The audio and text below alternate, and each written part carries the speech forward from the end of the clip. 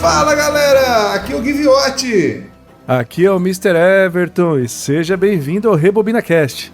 Isso, Mr. Everton, para falar do clássico que repetiu muito na Globo, Máquina Mortífera, com Mel Gibson, Danny Glover, grande elenco cheio de spoiler depois da vinheta.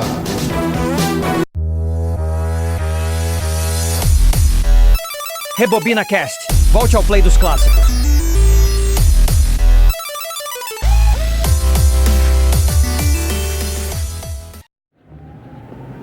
Me disseram que você é um bom policial. Eu tento. Eu soube da sua ação de ontem. É, um ato heróico. Eu vi a sua ficha. Diz que trabalhou no Projeto Fênix no Vietnã, não foi isso? Aham. Matança. Bom, como você sabe, já acabou. O quê? A guerra. Ah, eu sei. Pensei que tivesse esquecido. Essa aí não é brincadeira, hein? Pode dar uma olhada.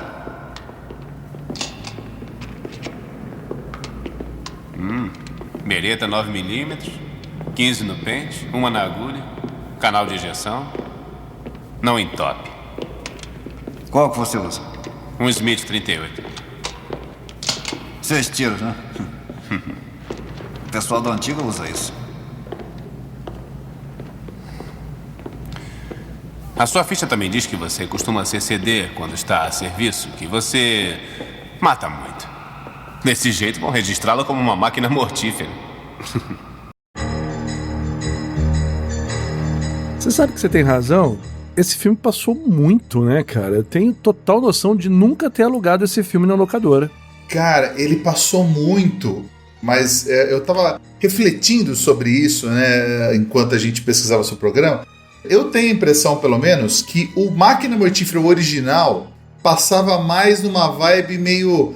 Primeiro, obviamente, Tela Quente, depois Domingo Maior, porque ele é um filme mais pesado. O que a gente via sempre na Sessão da Tarde, eu pelo menos lembro, era o 2, 3 e o 4, porque são filmes mais light, mais família, né? Agora que você mencionou isso, também tem esse detalhe, né? Que muitas vezes TV aberta não tinha essa preocupação em passar em sequência. Mas você tem uma certa razão. Pode ser que o primeiro filme não tenha passado tanto na Sessão da Tarde aí, que a nossa geração teve mais acesso. Pode ter sido Tela Quente, Supercine, Domingo Maior, esses filmes mais noturnos, né? Porque é um filme com uma temática mais pesada. Você tem, na primeira cena do filme, você já tem peitos. Você tem droga pra caramba o filme inteiro. O Riggs, ele é uma pegada mais suicida mesmo nesse daí, né? Tipo, ele é completamente louco. Nos outros vai ficando, assim, um cara mais excêntrico, mais light, né? Ele vai sendo humanizado, né? Sim, ele vai virando parte da família do Murtaugh, né? E isso vai deixando ele um cara mais humano. Nesse daqui, ele é realmente uma máquina mortífera. Que dá o nome e o título ao filme. Exato. Tanto que na capa que eu tava vendo, na capa do VHS para fazer a pauta, tava lá: Glover tem uma arma, Gibson é uma arma. Mas você tem razão, ele foi ficando mais família, cara. Ele foi ficando mais nice guy ali conforme ele foi se aproximando do Murtaugh, né? Sim, com certeza. Mas óbvio que a gente vai falar um pouquinho de todos os filmes da franquia, mas acho que o foco é mais o Máquina Mortífera de 87, dirigido pelo Richard Donner. O que mais fez o Richard Donner, Mr. Everton? Esse cara fez coisas, filmes... Trabalhou, ele dirigiu filmes importantes, hein? Eu acho que vale destacar aqui o Superman, mas tem muita coisa do qual ele participou ali, né? Tem a Profecia, tava dando uma pesquisada aqui, não tenho certeza, mas também os Goonies. Esse cara trabalhou. Sim, diretor do Goonies. Diretor do Goonies. Feitiço de Áquila, que é um filme que reprisava pra caramba, lembra? Que o cara era... Ele e a mulher nunca ficavam na mesma hora junto, né? Então ele virava um lobo, ela virava uma águia, né? Exatamente. Ele ficava lobo de noite e ela águia durante o dia. É isso mesmo. Esse filme é muito bom também, viu? Os fantasmas contra-atacam. Cara, ele trabalhou muito. Você começa a ver demais. Outros máquinas mortíferas também, né? Infelizmente deixou a gente aí em junho de 2021. Tava prometendo até fazer o Máquina Mortífera 5 mas acabou nos deixando aí em 21, já com 91 anos. Rapaz, trabalhou demais, hein? Olha aqui, eu tô vendo que ele participou também do filme Free Willy. Esse sim passou na sessão da tarde até o disco furar, hein, cara? Disco não, né? Fita, sei lá. Sim, ele fez... Cara, tem um filme dele que eu gosto demais, que é o Maverick. Você lembra? Que é com o próprio Mel Gibson também? Maverick? Tentando lembrar. Como é que era é meio faroeste, que o Maverick ele jogava pôquer, lembra? Sei. Nossa, cara, é verdade, olha aí. De vez em quando a gente começa a lembrar de uns filmes, cara. Olha, esse programa maravilhoso tem muita coisa pra falar, gente. Vocês vão ouvir muita gente falar aqui. Sim, é bom. O pessoal vem aqui toda semana pra ouvir a gente falar. É verdade. Cara, o elenco desse filme, ele também tem, como a gente já disse, o Mel Gibson fazendo o Marty Riggs, o Danny Glover fazendo o Roger Murtaugh, o Gary Busey aí fazendo o Sr. Joshua, né, que o Gary Busey já esteve com a gente aqui no Força em Alerta 1, já apareceu em outros filmes aqui. Ele bateu carteirinha aqui, ele já bateu o cartão várias vezes aqui, viu? O Mitchell Ryan fazendo General McAllister, como a gente sempre fala, o vilão corporativo do filme. Tem que ter. O Tom Atkins fazendo Michael Hunsaker e a Darlene Love fazendo a Trish Murtaugh aí, entre outros vários atores que apareciam bastante nos anos 80, inclusive nosso querido Ao Leong, que tá em quase todo filme que a gente fala aqui nesse podcast. É verdade, né, cara? Ele é mais um vilão no filme, né? Era da Cota. Ele é o cara que tortura, né? Ele é o cara que tortura o Riggs quando eles são pegos, né? É mesmo, cara. Ele tem todo um artefato ali, vários itens de tortura, né? E o cara é exótico, então faz sentido terem escolhido ele aí, mas tem razão. Depois a gente pode colocar quantas vezes ele já apareceu aqui no Rebobina e vai aparecer muito mais, hein? Ah, cara, considerando os filmes que a gente cobre, com certeza ele vai aparecer muito mais, meu amigo. Esse filme ele foi escrito basicamente pelo Shane Black, que é ele já teve por aqui também, ele tava no Predador, né? Ele era o nerd de óculos, que é o primeiro a morrer no Predador, diretor aí de Homem de Ferro 3, ele escreveu bastante para Hollywood.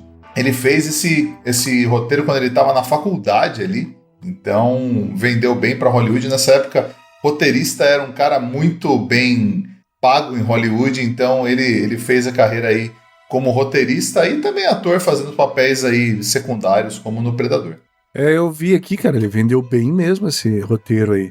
E hoje em dia, ele tá mais o quê? Atuando, tá dirigindo, né? Hoje tá mais como diretor, né? Ele foi mais pra direção, mas ele também não tem uma carreira muito longa como diretor, né? Ele fez aí 6 filmes, basicamente, né? Inclusive o último Predador, antes dele darem essa rebutada no Predador, né, que vem depois, ele fez aquele O Predador. Que nojo. Que é com o cara que fazia o Narcos e aquele molequinho também, que é o filme que eu menos gosto do Predador, na verdade. Eu não assisti de 2018. Eu não assisti esse, mas eu assisti o último Predador aí, cara, e realmente... Né, você havia comentado em uns episódios atrás aí, você foi ver no cinema, né? Eu esperei sair. Sim. E o filme é muito bom, gente. Ó, recomendado aqui, hein? O Predador A Caçada, né? Isso. Ele voltou para aquele A Caçada, né? Que se passa ali 1600 alguma coisa. Aí depois ele fez a animação Assassino de Assassinos e o Badlands, que é esse último, que é muito bom, cara. Demais. Aumentou muito o leque, né? Sim. E tem relação aqui que o nosso queridíssimo Danny Glover já enfrentou o Predador, hein? É verdade. O segundo a enfrentar o Predador depois do Arnoldão, né? E ganhou, hein? Ganhou. Com muito esforço, mas ganhou. E quem tava lá também? Você lembra quem? Gary Busey tava lá também, gente. Olha aí, hein? É verdade, né? Os 2 filmes, eles estão juntos, né?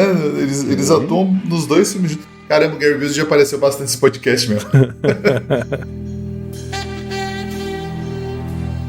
Cara, esse filme no IMDb ele tem nota 7.6, uma nota bem alta comparada com os filmes que a gente cobre aqui nesse digníssimo podcast. No Rotten Tomatoes ele tem 82% de crítica e 86% de audiência, então as 2 notas bem altas, né? E hoje em dia ele está disponível no Prime Video. Ele estava no HBO Max até um tempo atrás, mas hoje você consegue achar ele no Prime Video. Notas justas, né? Considerando aí o estilo do filme, sendo o primeiro filme clássico, né? Eu diria que aquele termo buddy cop, né? Foi até, talvez, realmente fixado na história de cinema. Ele acho que não é o primeiro filme, mas é um dos principais desses duplas de policiais, né? Uhum. Cara, eu super concordo com a nota aí, viu? Eu acho que ele meio que levou os buddy cops pra outro nível, sabe? Porque a gente tinha um pouco antes aí o 48 Horas, né? Com o Ed Murphy e o Nick Nolte, que é mais ou menos essa pegada, embora o Ed Murphy ele não seja realmente o policial, né? Ele é mais o vigarista ali. Mas assim, o que lançou mesmo, cara, porque depois desse, veio na cola, assim, Tango e Cash, sei lá, 2 anos depois. Você tem a Inferno Vermelho com o Stallone e com o Belushi. K9, né? K9. Aí já é outro rolê que o parceiro é um cachorro, não deixa de ser, cachorro, né? Sim. O Último Boy Scout também com o Bruce Willis, então foi ele que levou os buddy cops pra outro nível, cara. O que aconteceu, cara, com o Jim Belushi, cara? O Jim Belushi entrou numa... Agora ele planta maconha, né? Ele tá bem tranquilo aí. Tá em outra vibe. Tá certo, não queria mais trabalhar com filmes, então. Não, outro dia eu vi um filme com ele até, um desses que estavam concorrendo ao Oscar, né? Aquele Song Sang Blue, que concorreu aí de atriz coadjuvante pra filha da Goldie Hawn. Esse daí, ele tava fazendo um papel pequeno lá, mas ele agora, assim, faz mais papel menor, assim, e tá a fim de cuidar dos negócios de maconha dele, que tá dando dinheiro, então, bom pra ele. Tá certo, lá pode. O orçamento desse filme foi 15 milhões, um orçamento baixo até, quer dizer, para a época alto, mas hoje em dia é bem baixo, mas ele deu muito dinheiro, o que justifica ter tido 3 continuações, um seriado, né, ele rendeu 120 milhões de dólares, olha, para 15 milhões de orçamento. Cara, é 8 vezes mais, cara. Uma rentabilidade gigantesca, né? E estão anunciando aí, quem sabe, o Máquina Mortífera 5, aí diretamente do, sei lá, Casa de Repouso, né? Porque Danny Glover tá com 90 anos, praticamente. Mas quem sabe sai um dia. Mas esse filme, ele teve série, né? Teve série e teve aquela sátira, né? Acho que é um filme... Máquina Quase Mortífera, né? Isso, cara. Olha só, que época boa, né? Tinha o filme que era o hype do sucesso, com suas sequências, e tinha sempre um subgênero de comédia que tirava sarro, né? Sim, e esses filmes, comédia pastelão, esse daí, o Máquina Quase Mortífera, ele é muito bom, cara. Cara, Emílio Esteves e Samuel L. Jackson, cara. Samuel Jackson, verdade, cara, verdade. Que é meio cópia, meio cena até, assim, né? De tão zoeira, cara. Mas é muito bom. O que é melhor que o Máquina Quase Mortífera são as redes sociais do RebobinaCast, Mr. Everton. Com certeza! Caríssimos ouvintes, por favor, curtam, compartilhem. Não deixem de compartilhar. Comentem também, tá? Vão lá no Instagram, no rebobina.cast. Você também pode encontrar os nossos episódios no YouTube, no @rebobinacastbr, claro, no Spotify, no Apple Podcast e no seu agregador preferido, gente. Não deixem, olha, é muito importante o crescimento aí da nossa... Eu não sei, como é que podemos chamar dos Rebobiners? Nossa presença na podosfera, né? Dos Rebobinercasters. Isso, vamos lá, gente. Curtem, comentem e compartilhem. Quer ler a parte de trás da caixa desse VHS maravilhoso? Com certeza. Embora eu tenha mencionado que nunca aluguei, né, esse filme, porque eu acho que passava muito na Globo. Como sempre, ir na locadora, ver o Mel Gibson com o Danny Glover, com certeza fazia diferença, né? Com seu mullet, né? Essa época do mullet clássico dele. Caraca, como a gente esqueceu de falar disso. Bom, ainda bem que você lembrou, porque ele tava com os mullets bem, né, de respeito ali, hein? De respeito. Com certeza muita gente deixou o cabelo crescer com mullets por conta disso. Eu não posso dizer que eu fiz isso, mas ok, vamos lá. Martin Riggs, Mel Gibson da famosa série Mad Max, não é um policial comum. É um Mad Max que se tornou um maníaco, um homem cuja destreza para matar e tendências suicidas o transformam numa máquina mortífera. Para qualquer um que esteja tanto contra como a seu favor. Roger Murtaugh, Danny Glover, de A Cor Púrpura, é um tranquilo detetive de homicídios que ama sua família e tem uma bela casa e espera uma boa aposentadoria que não quer perder.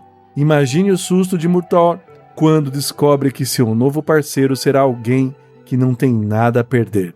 O desvairado e desprezado Martin Riggs. Cara, o cara era um pária, né, na delegacia de polícia. Ninguém queria trabalhar com o cara, né? É verdade, tem toda a razão. E eu confesso que, como eu não havia lido essa parte de trás da caixa na época, eu pensava que Máquina Mortífera eram os dois ali, sabe? Pode ser que no final são os dois, né? Mas certamente o Riggs, ele é o cara, né? Ele tem os seus traumas, ele não tá nem aí, quer matar todo mundo. E como você falou, logo na primeira cena que eles se encontram na delegacia, o Danny Glover acha que o Riggs é um bandido. Oi, Roger. Fez anos e está mais novo. Obrigado, capitão.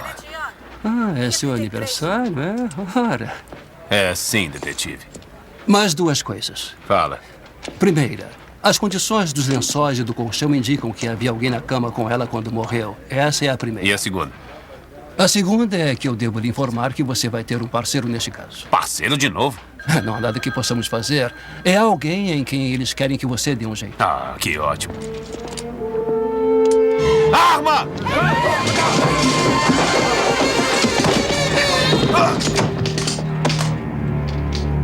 Roger, seu parceiro é esse. Eu tô muito velho pra essas coisas.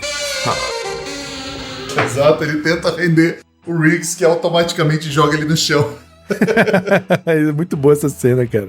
Mas você vê que ele é um cara safo, né? Porque ele viu a arma do Riggs e foi pra cima, só não deu conta, né? Cara, e eu acho legal que, assim, a introdução dos personagens é perfeita, né? É o Murtaugh, né, na banheira, com barba, que é aquela cena que sempre me causou um pouco de nojo, que é o cara na banheira e a família inteira dele entrando no banheiro com bolo de aniversário. Cara, que coisa mais... O cara tá pelado na banheira, porra. Que inconveniência, cara. O cara ali tomando o seu banho tranquilo, de boa. Chega a família, chega a mulher, chega o filho, chega a filha, chega um outro filho que a gente nunca mais vê. E depois ainda falta só chegar o cachorro, cara, ainda com o bolo. Pelo amor de Deus, viu? Cara, isso tem 2 filmes pra ajudar, cara. No 3 acontece de novo. Pelo menos no 3 tem espuma. Nesse daí não tem nem espuma. Estavam vendo, assim, o cara tava lendo com o documento à mostra. E a família inteira vendo, tá tudo bem. Pois é, tudo bem que é família, mas pelo amor de Deus, com um bolo na mão... Limites, porra, né? Limites. Mas você tem razão, mostra... A introdução é muito boa, que primeiro mostra ele com a família... E depois, eu não sei se antes ou depois, mostra o Riggs sozinho no trailer dele, né? Não, pelado. Na verdade começa com ele desmantelando aquela quadrilha, né? Que tava vendendo drogas no stand de... Esse filme também se passa no Natal, né? Então, nos Estados Unidos tem aqueles stands que vendem pinheiro pro pessoal montar árvore de Natal. E ele tá lá negociando e ele desmantela tudo sozinho, mata 3 e prende 1, né? Este também pode ser considerado um filme de Natal, olha aí. E tem os policiais ensaiando pro coral no Natal, você tem a árvore de Natal na casa do Murtaugh, e o pessoal, a cidade inteira inclusive foi decorada alguns meses antes para eles gravarem o filme, que ninguém entendeu nada quando isso aconteceu, mas que se passa muito em Los Angeles e o filme foi lançado no Natal, né? E, bom... Como nós temos já o nosso filme clássico de Natal, que é Duro de Matar, né? Não podemos misturar, mas olha aí, mais um filme de Natal. Eu não sabia disso quanto a cidade, viu? Que loucura, cara. Mas eu não vejo tanto esse filme, embora ele se passe no Natal, ele não tem uma vibe natalina como tem o Duro de Matar. Você não tem essa impressão também? Não, eu tenho totalmente essa impressão, porque o filme, o Duro de Matar, você claramente sabe que é Natal. Aliás, quando você o assiste, você sente isso. Você sente o clima, esse aqui não. Porque esse aqui eu acho que já é mais visceral, né? A máquina mortífera. Sim, o Duro de Matar sempre foi muito associado ao Natal, né? Tem até, no meio da trilha, você tem umas partezinhas assim. Mas uma coisa que eu queria falar dessa trilha sonora, que eu sempre adorei essa trilha sonora, que é do Eric Clapton, né? Fazendo a guitarra. Então tem 3 instrumentos, né? Que um se passa mais quando tá mostrando o Riggs, que é a guitarra. O outro que é o trompete, que aparece mais quando o Mortal faz alguma gracinha. E a orquestra quando os 3 juntos, cara. Essa, pra mim, é um clássico exemplo de trilha sonora que é um personagem do filme, cara. Tem razão, eu tinha ouvido falar, assim, que tem mais um cara lá, um tal de Michael Kamen, né? E junto com Eric Clapton, cara, olha a dupla que fez aí a trilha sonora, né? Estão em todos os filmes, né? Nos 4 filmes são a trilha sonora dele, inclusive no terceiro tem o Sting cantando, inclusive. Mas você tem razão no contexto, né? Que existe uma pequena diferença entre os dois, né? Um mais jazz, o outro um pouquinho mais gospel. Eu não sei nem te dizer qual é o estilo, se é um rock, não dá pra dizer. Mas tem uma diferença, assim, de cada um. Eu não tinha notado, agora que você falou. O Riggs, a trilha sonora dele é sempre um pouco mais triste, né? Com a guitarra mais pro blues, porque ele é um cara que tem esse trauma, né? De ter perdido a mulher e amar o trabalho, e tá sempre beirando o suicídio. E a parte... Eu esqueci agora o músico que faz essa parte desse trompete, que é a parte mais que vai pro Mortal, cara. Eu acho que esse filme tem muito detalhe que, se a gente se apegar a tudo, vira uma obra-prima de ação. E é um dos clássicos de ação, realmente, né? Se você for ver, dos grandes filmes dos atores que a gente mais fala aqui, esse aqui tá também em um dos panteões, assim, de filmes de ação. Não há dúvidas disso. E esse filme poderia ser bem diferente, né, cara? Foi considerado muita gente aí até chegar no Mel Gibson, que já tinha feito os 3 Mad Max. Não sei porque eu sempre tive a impressão que o Mad Max, o terceiro, era depois desse filme, mas ele é imediatamente antes, era de 2 anos antes, foi o filme que ele fez antes. E Mad Max fez muito sucesso na Austrália, e isso foi que lançou a carreira dele pro resto do mundo e ajudou ele. Mas, cara, concorrendo ao papel de Riggs tinha Alec Baldwin, o próprio Jim Belushi, que a gente comentou já do filme que fez com o Arnold. Não vou falar todos, mas, cara, Pierce Brosnan, Nicolas Cage, John Travolta, Kevin Costner, Robert De Niro, Michael Douglas, Harrison Ford, Arnoldão, Bruce Willis, que inclusive não fez esse filme pra fazer o Duro de Matar, que foi uma ótima escolha. Todo mundo queria esse papel, cara. E pro papel do Murtaugh, o Brian Dennehy, que a gente já falou aqui, que é o digníssimo xerife aí do Rambo, e o Nick Nolte foram considerados também. Caraca, meu, é muita gente fera, hein? Mas o Mel Gibson, ele tá nesse filme, encaixou como uma luva. Porque o personagem do Riggs, ele é o meio maníaco mesmo, né? E você vê no olhar... Isso, ele é louco. Você vê no olhar do Mel Gibson que ele realmente atuou, ele entregou mesmo a loucura. Eu acho que de todos esses que a gente falou, talvez só Nicolas Cage conseguisse fazer a cara de louco que ele consegue, tá? Porque aqui exigisse essa loucura... Porque o Nicolas Cage, ele é um ator xamânico e louco também, né? Então talvez ele conseguisse. Igual quando ele naquele outra face, quando ele dá aqueles gritos. Meu Deus, cara. Seria bom. Exato. Seria um filme diferente, hein? Exatamente. Mas talvez não fosse tão bom, porque eu não acho que o Nicolas Cage, embora ele tenha cara de louco, ele tem a fisicalidade que precisa do Riggs, né, cara? Porque o Riggs... inclusive, isso foi um detalhe que eles fizeram no filme, que a preparação, né, de físico para os caras. Os caras ficaram meses se preparando para atuar no filme, tanto o Roger quanto o Riggs, né, cara? Tem razão. E tem uma hora ali, você vê claramente que o Riggs, ele é meio... eu não sei se... Acho que até comenta no filme que ele era do exército, né? Não sei. Pela época Os dois foram, né? Os dois foram do Vietnã. Só que o Murtaugh, ele era um soldado normal, e o Riggs, ele era de um grupo de extermínio, né? E a diferença deles é de 10 anos, né, no filme. Embora o Mel Gibson tivesse 30 anos na filmagem, o personagem dele deveria ter uns 38. E o Murtaugh era o contrário. O personagem do Murtaugh tinha 50, mas ele só tinha 40 anos quando gravou. Cara, a galera andava de pneu murcho mesmo, hein, cara? Poxa, mas eu acho que fizeram questão de dar uma envelhecida nele, né? Talvez, não sei. Aquela barba no começo, porra, o cara passava por 60 ali, né? Sim, todo tranquilo. Se falasse que era 60. Sim. Mas, cara, esse filme, ele foi muito elogiado quando saiu. E até o Roger Ebert e o Gene Siskel, que eram os principais comentarista de cinema na época, deram 4 estrelas pro filme e adoraram. E até pra quem não é fã de ação, gostar do filme é uma barreira difícil de quebrar. Com certeza. Agora a gente não pode deixar de falar de forma alguma do Sr. Joshua, do Gary Busey. Cara, que malucão que ele tá no filme, hein? O que eu quero dizer? O personagem é muito bom. Sim, e ele foi escolhido justamente porque precisavam de alguém que tivesse a fisicalidade, né, pra peitar o Riggs e... Bom, tivesse cara de louco também, né? Eu acho que esse era o item principal, né? Porque o vilão corporativo, ele tem uma hora lá que ele simplesmente chama o Joshua pra provar... Provar a lealdade, né? Isso, lealdade. Acende um isqueiro e o cara coloca o braço para queimar ali.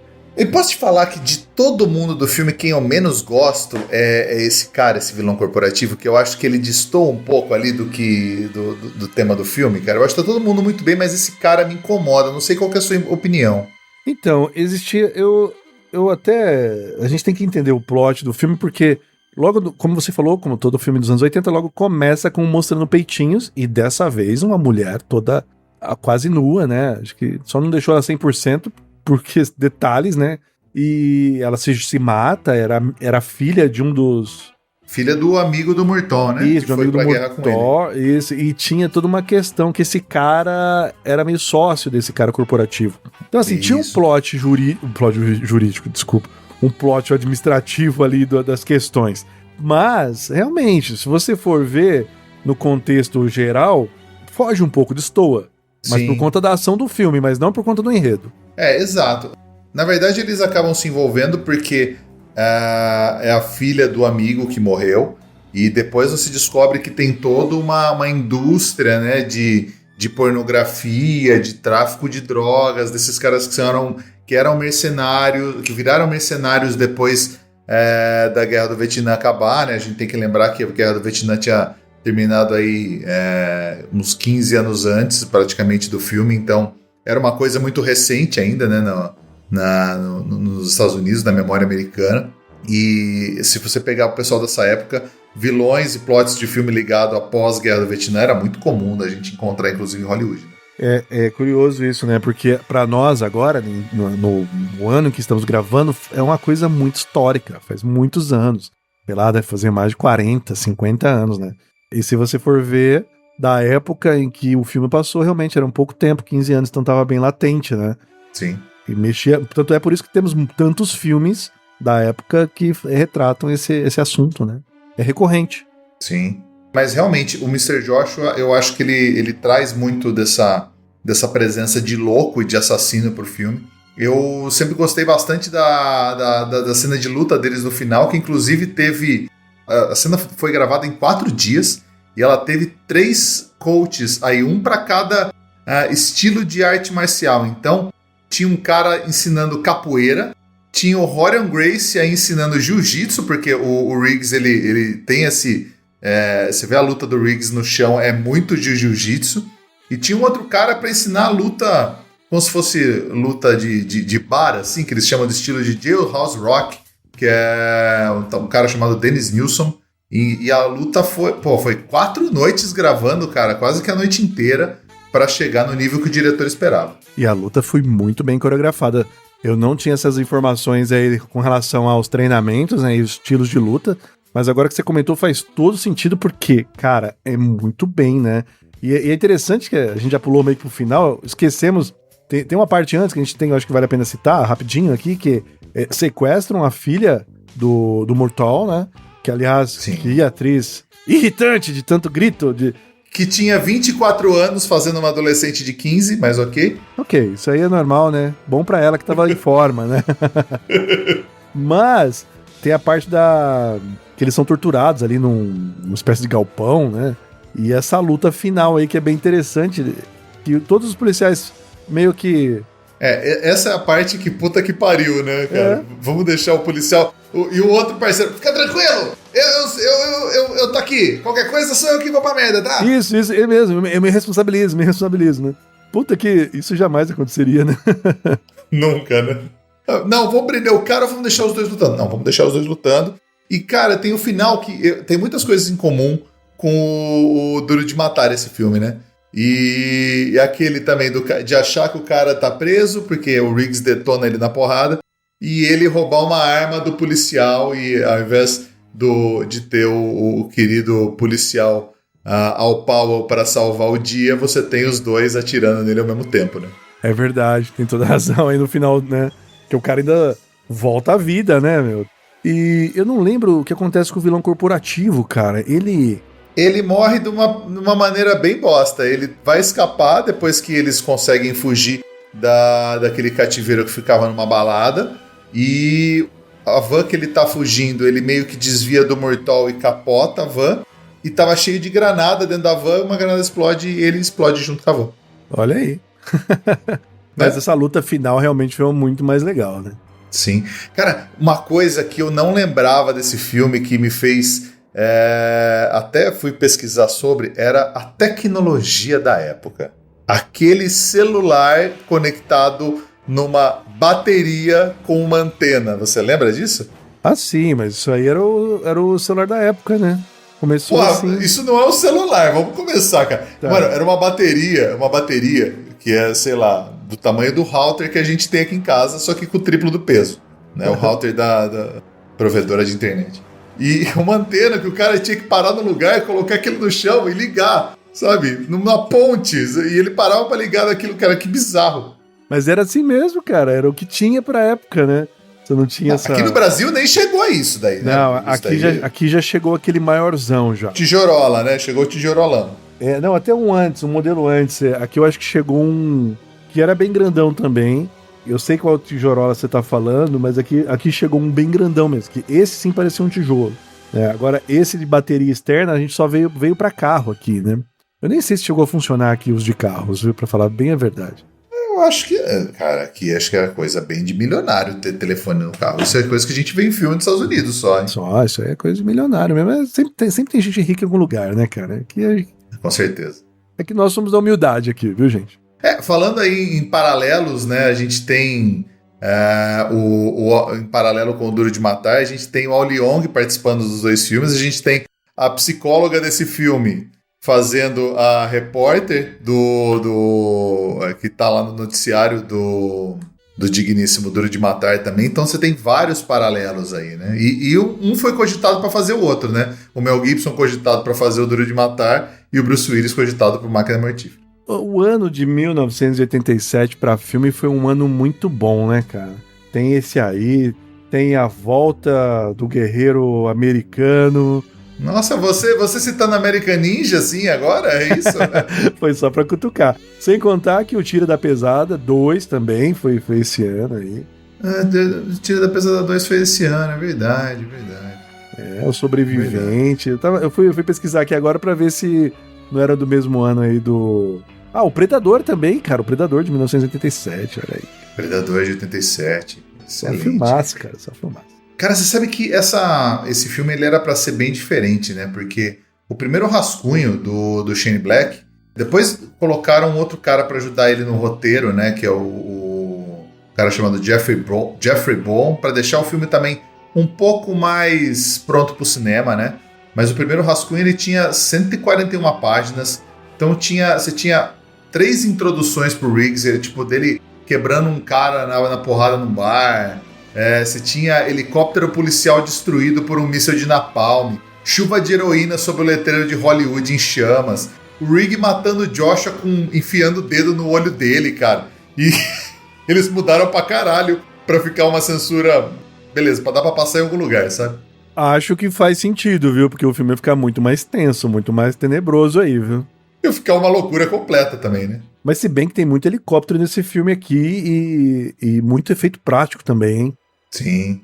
Cara, é como a gente fala sempre, né? Os filmes de ação, se você vai ver qualquer um hoje em dia, você tem explosão de CGI, você tem tudo fundo verde. Cara, esse daqui, ele é totalmente analógico e é onde vira a magia do cinema pra mim, cara.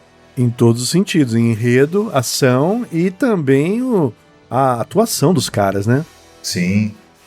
Tanto que aquela primeira cena que o Mel Gibson tá com a arma na boca, meio que pensando em se matar, e você vê ele colocando a bala dentro, por mais que assim fosse uma bala de festim, eu já vi gente falando na internet que assim, uma bala de festim, ele tem ele não tem o projétil ali, mas ele tem uma explosão, ou seja, se a arma disparasse quando ele tava com a arma na boca, daquele jeito lá, quando ele tá meio que ameaçando se matar, aquilo poderia realmente ter matado ele. Então, você vê o quanto o cara tava entregue naquele papel, né?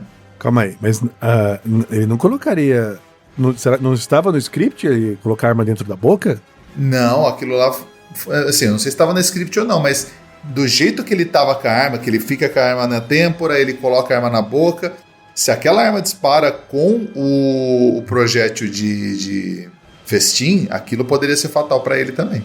Caramba, realmente se entregou demais aí no filme, hein? Com certeza. Eu acho interessante também que o Mel Gibson ele já falou em outras entrevistas que, se você reparar em todos os filmes do Máquina Mortífera, tem os três patetas, né? Você reparou isso, que tava passando três patetas na televisão dele. Aí tem um que depois, no terceiro filme, aparece um joguinho de computador dos Três Patetas, porque o Mel Gibson ele era fã dos Três Patetas e o diretor também. Então os caras colocaram isso em todos os filmes. Olha aí, então tem um easter egg aí do filme dos Três Patetas. Caramba, cara. Eu vou te falar, o que me chama muita atenção, eu vou repetir aqui, além da situação do Mel Gibson, isso que você falou foi, puta, top demais, cara. Agora, é a questão do Gary Busey, cara. Ele atirou em todo mundo, cara. Ele foi o vilão... Assim, se não fosse ele, o filme não aconteceria. Porque ele atirou... Ele atira no Mel Gibson, num momento. Ele que sequestra a filha. Ele tem o braço queimado. Ele que mata a galera lá o amigo do Murtaugh. Esse cara, ele era um vilão do mal aí, cara. E você reparou que quando ele matou o amigo do Murtaugh, você reparou que tava rolando um enterro atrás? Cara, não era uma festa? Não, era um enterro. Aí que tá. Eu não tinha reparado isso nas outras vezes que eu vi, cara, porque assim, a menina morre no começo do filme e o enterro se passa meio que na metade, então, mas se passa, sei lá, 1 ou 2 dias. Aquele era o memorial da filha, cara, que tá rolando na casa do cara, porque tradições, né, diferentes dos Estados Unidos pra cá, eles fazem sempre esse memorial, que é como se fosse uma festa em casa pra se despedir, né, da pessoa que se foi. E, cara... Você tá no enterro da sua filha, alguém vai lá e mata o cara de helicóptero pela janela, velho. Porra, meu... O pessoal tá vendo como essa galera era do mal. A filha acabou sendo morta, de certa forma, pelos criminosos. Ela foi assassinada, porque embora ela se jogue, ela tava drogada antes. Depois você descobre que a amiga dela, que era outra prostituta que tava na cena do crime... Você descobre que ela tinha envenenado, né? Porque sai na perícia. E quando eles vão atrás da casa da mulher, a casa da mulher explode, né? Olha, então, meu, os caras são sádicos ainda por cima, hein? É, cara. E você sabe que aquela casa que eles vão no começo do filme, que tem até o cara que parte pra cima do Murtaugh e morre na piscina, aquela lá era a casa do Richard Donner mesmo? Economia, cara. E o filme tem que render, né? Muito legal. Tanto que os caras tiveram que esconder uma estátua do Superman que ele tem no quintal pra gravar essas cenas, cara. Mas é aquilo que você falou no último filme, né? Do Tira da Pesada, que também... A mesma mansão, sempre? A mansão é a mesma do filme... Comando pra Matar. Comando pra Matar, né? Então deve ser muito legal ter uma mansão lá em Los Angeles, né? Pra gravações de filme. Sim, cara. Esse filme, ele é muito bom. Ele faz você... se sentir velho demais pra isso, porque o Murtaugh repete 3 vezes isso durante o filme inteiro. I'm too old for this shit. E depois nos demais, né? Então, nos próximos, ele fala que ele tá ficando muito velho. Esse é o único que ele fala que ele realmente tá muito velho. Boa. Cara, esse filme... Puta, esse filme ele é redondo demais, cara. Você lembra de ter visto ele Sessão da Tarde? Onde você lembra de ter visto ele? Como eu falei, eu tenho a impressão de ter assistido na Sessão da Tarde, mas depois que você comentou logo no início... É porque a gente misturava os filmes todos, né, na nossa cabeça, né? Sim, então, assim, tenho a impressão que pode ter sido em outro tipo de sessão aí da Globo, não talvez na Sessão da Tarde, mas agora eu não tenho certeza. Eu sei que eu vi na TV aberta muitas vezes. E, cara, recomendo, se você faz tempo que não viu o filme... quer rever esse clássico novamente, quer relembrar, assista os outros na sequência. Eu acho que a gente provavelmente vai falar dos próximos aqui, né, Mr. Everton? Porque são filmões, cara. Eu gosto bastante do 2, 3, até do 4. E são filmes que merecem ser revisitados. Não tenha dúvida.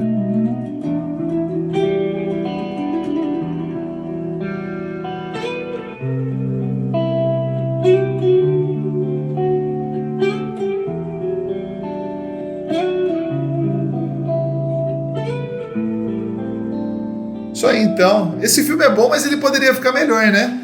Como será que ele ficaria melhor, hein?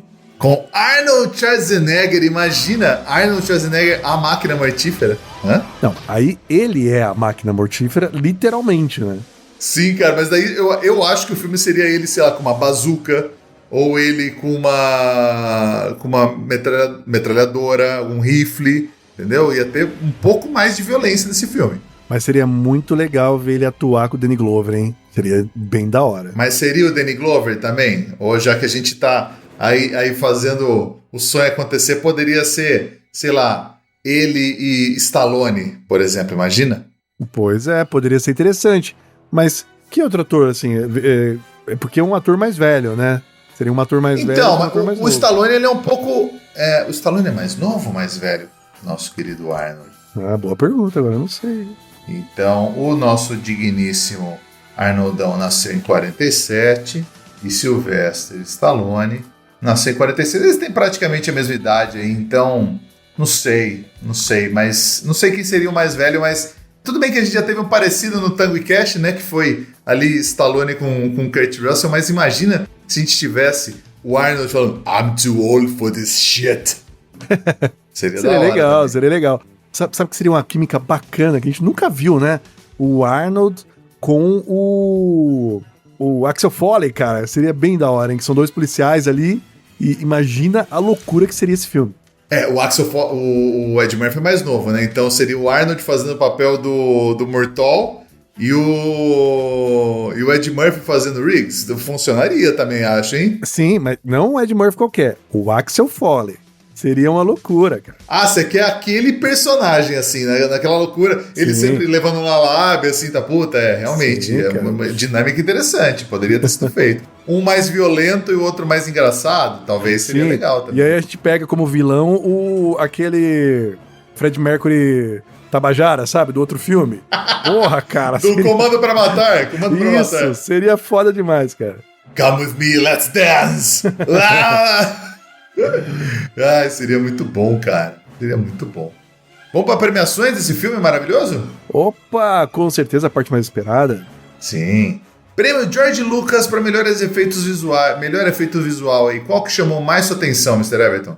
Olha, esse filme, em termos de efeito, ele tem muita coisa prática, né? Explosão, né? Explosões. Eu acho muito legal as cenas de helicóptero ali, sabe? Aquela parte que eles estão perseguindo a filha que tá dirigindo ali, né? A gente nem falou muito daquela atriz.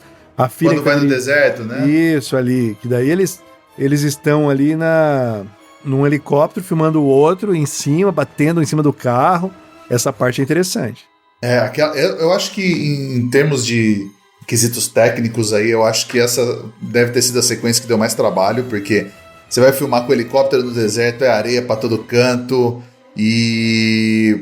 mas é muito bem coreografada, né? Porque o Riggs, ele se passa de morto, né? Ele sabia que iam atirar nele, então ele coloca o colete para se passar por morto. Só que ele é um sniper, que ele sei lá, ele acerta os tiros, sei lá, 1 quilômetro de distância, e ele vai para resgatar a Rihanna, que acaba não resgatando, né? E acabam os três sendo pegos aí de refém, mas aquela sequência eu acho muito boa, cara. Eu acho muito boa também a sequência de ação ali depois que eles conseguem fugir, né, da boate, que é o Riggs, aquela perseguição correndo, atirando nos carros e tem vários filmes do Máquina Mortífera esse negócio dele correr atrás do carro, né? Ele a pé correndo atrás do carro. Então são cenas de ação muito boas. As sequências de ação desses filmes são excelentes, cara. É pra mostrar que ele tá em forma, né? Cara. E ele tava, né? Porque o cara tava... taxa de gordura baixíssima, correndo que nem um louco, pulando, dando voadora. E eu acho que a fisicalidade do Mel Gibson tava excelente nessa época, cara. Tem também uma cena que a gente não pode deixar de falar, que é a cena da luta final, né? que não é bem um efeito especial, mas tem todo o trabalho de coreografia ali, de como realizá-la, né? Foi muito foda essa cena. Sim, a própria cena de abertura da menina pulando, né? Aquilo lá foi... A atriz pulou mesmo, daquela altura. Ela, óbvio, né, que ela caiu num colchão aqueles colchões que nem o cara, o Riggs, aquelas puta, a gente tá falando, se a gente falar da cena mais engraçada do filme, que é o Riggs resgatando o suicida, né? Ali prova que o cigarro salva vidas, cara, porque eles pegou o cara porque ofereceu um cigarro. Exato, que daí ele prova pro Mortal que ele realmente é louco naquela hora, né, que ele quase se mata. Sim. E a menina realmente, ela pulou pra cair num negócio daquele, só que eles tiveram a manha de gravar e eles imprimiram como se fosse um carro naquela lona, tanto que quando você vê de cima ela pulando, que ela, obviamente eles depois fazem como se fosse um truque de câmera pra parecer que ela realmente caiu no carro, né? Mas aquilo era um carro pintado numa lona, entendeu? Daí ela caiu numa lona ali. Caramba, vou ter que assistir isso de novo. Não notei isso, foi muito um bem detalhe, feito. mas é um detalhe muito pequeno. São frames muito pequenos, você não consegue ver. É muito bem feito mesmo, cara. Mas, inclusive, o dublê, que é o cara que treinou ela, um cara chamado Dar Robson, ele morreu no acidente de motocicleta pouco depois de terminar a fotografia principal do filme. O filme, inclusive, é dedicado pra ele. Esse cara trabalhou em bastante filme de Hollywood na época. Eu acabo de mudar minha opinião. Eu acho que essa cena, então, pelo trabalho que deu, com certeza é ela. Cara, o filme tecnicamente impecável. E agora pro prêmio de Steve James pro melhor coadjuvante, Mr. Everton. Lembrando que, óbvio, a gente não pode falar nem do Mel Gibson e nem do Donald Glover. Para mim, o melhor, nesse caso aqui, é o Sr. Joshua, cara. O cara queimou o braço, o cara tem cara de psicopata, ele atirou em todo mundo, sequestrou filha, atirou em gente de helicóptero. Ele é foda, cara. Ele move o filme. Se não fosse ele, o Murtaugh ia se aposentar tranquilo e talvez o Riggs até não teria tanto motivo pra ficar vivo. Então, eu acho que o ator ali, na minha opinião, ele entregou melhor coadjuvante, cara. Eu vou ter que concordar com você. Ele tá muito bem nesse filme. Eu acho que ele passa a cara de louco. Assim, a gente sabe, né? A gente até comentou de outro podcast que ele sofreu um acidente, que ele não ficou muito bem da cabeça depois. Mas aí ele não tinha sofrido ainda. Não tinha sofrido ainda o acidente. Foi alguns anos depois. Ele não tá bem hoje em dia, não, cara. Tá, ele não estava atuando, ele estava atuando mesmo, então. Mas ali era atuação mesmo. Ele tá muito bem nesse filme, cara. Eu acho que ele leva muito bem. Ele faz um vilão muito crível, né? Porque a gente já falou disso várias vezes, né? Que o vilão dá o tom do filme. E embora eu tenha detestado o Mitchell Ryan, que é o cara que faz o General McAllister, o Gary Busey tá muito bem. Então eu acho que vale a pena ele levar o Steve James aí de melhor coadjuvante, cara. Você vê a diferença, né? O vilão corporativo do filme Duro de Matar, ele é muito melhor ali. O personagem, ele entrega. O Hans Gruber é um dos melhores vilões até hoje, cara. Não tem nem como comparar, né? E a gente tem o Cal, né? Que o Cal era mais ou menos o equivalente ao Gary Busey no filme, né? Que é o cara que sai na porrada com o personagem principal. E ele é o vilão corporativo, mas é outro nível, com certeza. Totalmente outro nível. Esse aqui, não, é o contrário. Esse aqui entrega total. Sim. E o prêmio Xambim para melhor morte, gente, tem bastante morte. A gente nem falou, inclusive, da quantidade de contagem de corpos desse filme. Pô, fala aí, por favor. Opa, a gente teve 26 corpos só. O Martin Riggs, ele mata 16, ele mata gente pra caramba, afinal ele é a máquina mortífera, claro. O Murtaugh mata 5 pessoas e o Mr. Joshua mata só 3, olha só. Caramba, é porque o herói tem que sobrepor, né? Ele é a máquina mortífera, não, o filme não é Sr. Joshua que chama, o filme é a máquina mortífera, né? Sim. E aí, mas qual que é a sua morte favorita do filme, Mr. Everton? Olha, eu vou te falar que é a do vilão final ali. A luta final, ela teve, como sempre falamos, camadas. Onde teve a luta, teve a galera deixando a briga e depois o tiro ali de misericórdia, não sei, né? Como podemos dizer dessa forma, apagando mais um CPF aí do vilão.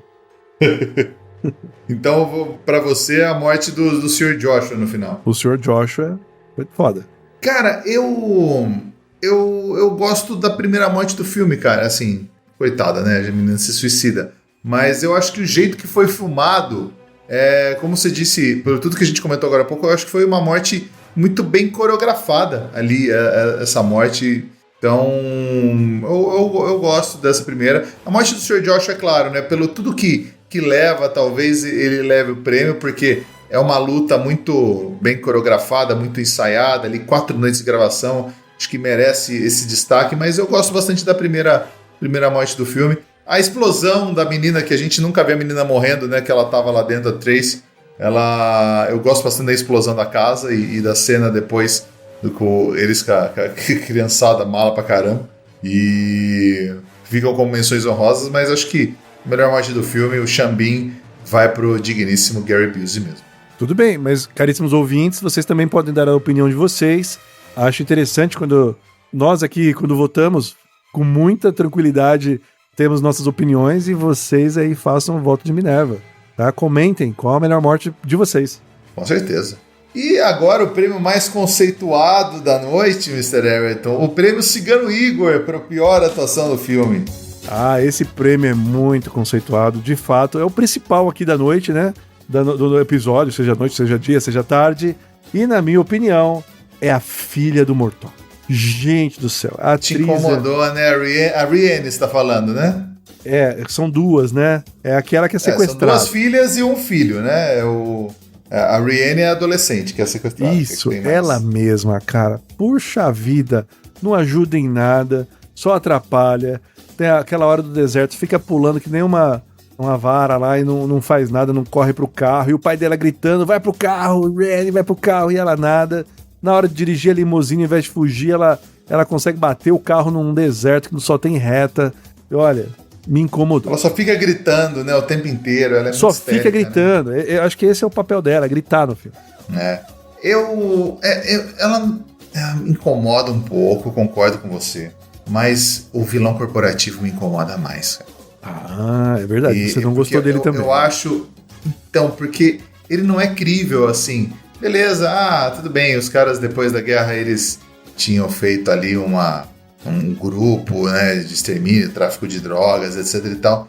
Mas assim, Sr. Joshua, tira o braço aí, ó, queima seu braço. É sempre o cara, mesmo tom, o cara não muda a voz nunca. Eu acho, me perde um pouco a atuação desse cara, eu acho péssimo. Inclusive, tinham outros atores que eram cotados pra fazer esse cara, que, tinha tanto ator bom. O James Earl Jones foi cotado pra ser o General McAllister. Caramba. O Robert Duvall, o Lee Marvin, sabe? São os caras foda e foram com esse ator bosta, sabe? Parece assim, tipo, não, beleza, a gente acabou já o budget do filme, não vai ter como contratar ator foda, então vai qualquer um mesmo aí pra fazer e foda-se, sabe? Eu acho que foi essa vibe mesmo. O Robert Duvall ia dar uma outra cara pro vilão, hein? Você imagina? Ia até dar mais tempo de tela, Até o mesmo Tommy Lee Jones, que é aquela cara sempre fechada, né? Ia ser uma outra parada, né?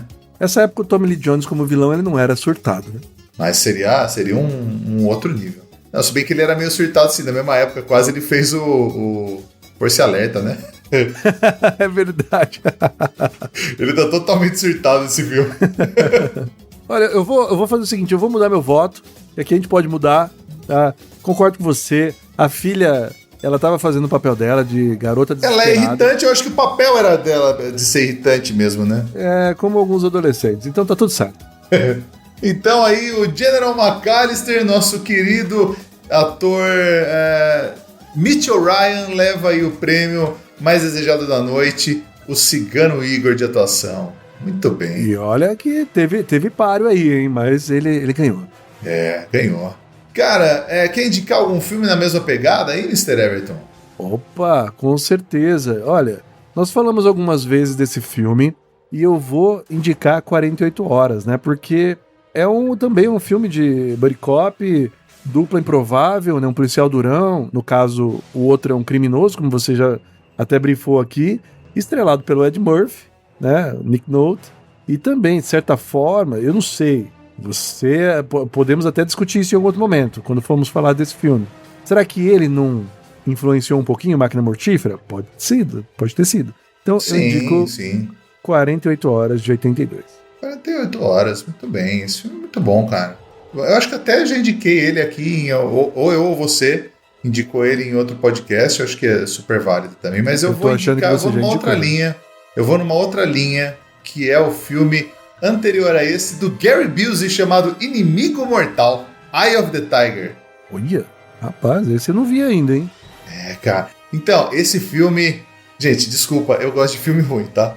Assim, já vou avisar, assim, não é nenhuma obra cinematográfica, não é, nossa, maravilhoso, mas é um filme bem sessão da tarde, é um pouco mais dark até que esse filme, a parte de violência, mas o Gary Busey, ele até que entrega bem essa parte de fisicalidade. Foi o filme anterior, saiu um ano antes do digníssimo Máquina Mortífera. Então, Inimigo Mortal aí, Eye of the Tiger, não tá em nenhum streaming atualmente, vocês dão seus pulos pra achar aí, dá pra achar fácil aí vocês sabem como que acha, então vocês se viram pra achar. E as notas? Notas pra esse filme, Mr. Everton, qual que é a sua? Eu vou dar uma nota 8, porque esse filme aqui foi o primeiro da saga e que fez toda a diferença. É um filme excelente.